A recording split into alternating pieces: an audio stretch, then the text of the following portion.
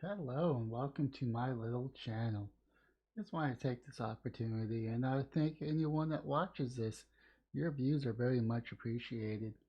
Now, if you could just please smash the like and subscribe button. It's not required, but it helps me motivate me. But without further ado, let's get to the topic.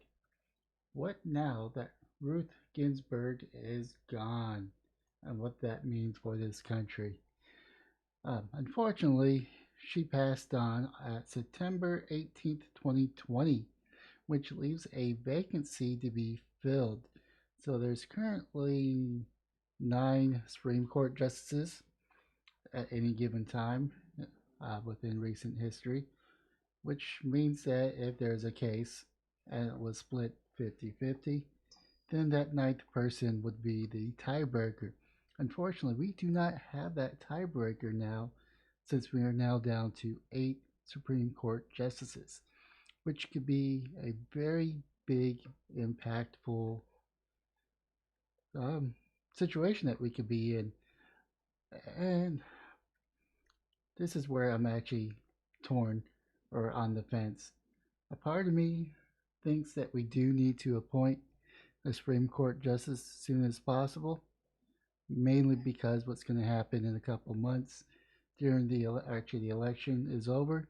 I believe both sides are going to contest it, depending on if there's any tomfoolery or even suspected tomfoolery going along.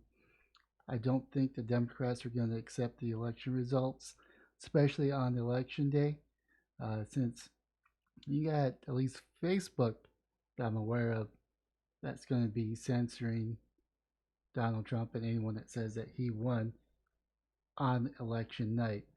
Um, then you're going to have the Democrats saying we must wait until mail in ballots are counted so the total vote can be counted. Then you got the other side, which will be Donald Trump, which will probably win on election night because the Republicans are going to vote in person and the Democrats are going to vote by mail. So he's going to say he's the clear winner. And what we're probably going to see in the weeks coming is kind of like the red mirage disappearing and Trump losing because the mail in ballots. And he's probably going to make a case saying that it was a rigged election because his victories that he won on election nights are now being eroded in certain key areas, switching his victory into a Joe Biden victory, which then he would contest, which means it would have to go into the Supreme Court to make a ruling, then pass down to the House, where the Speaker of the House would pick, essentially pick the winner if it happened to go that far. So yeah, this is like one of the worst time periods for Ruth Ginsburg to pass on.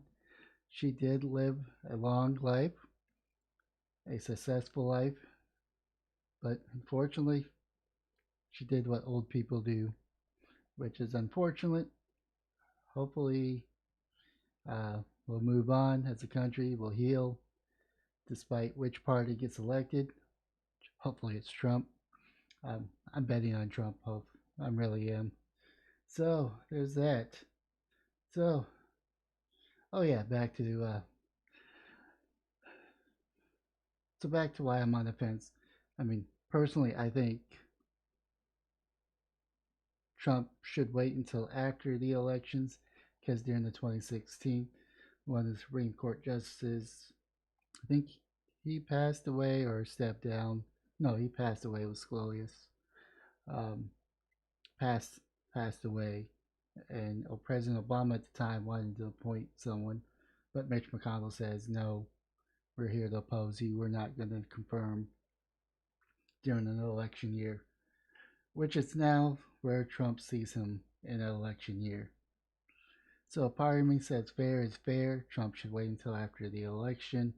But on the same token, what I said earlier still applies. And we need rule of law. We need a clear victory around election time so we know who our president's going to be when it comes inauguration time. Uh, just so we don't split ourselves into two factions. So I don't know. Both sides have really good arguments, and I have no definitive answer which way we should go because both of them have merits. Um, Although I am kind of leaning towards Trump should appoint someone and they should confirm him just so the legal battle that's going to happen, we can have a full deck. Um, if I had to pick one, and ideally, he wouldn't have to pick one during the election year, but unfortunately, things don't go the way that we want, so we just have to move forward. That's all I have. Hopefully, everyone had a wonderful weekend. I certainly did.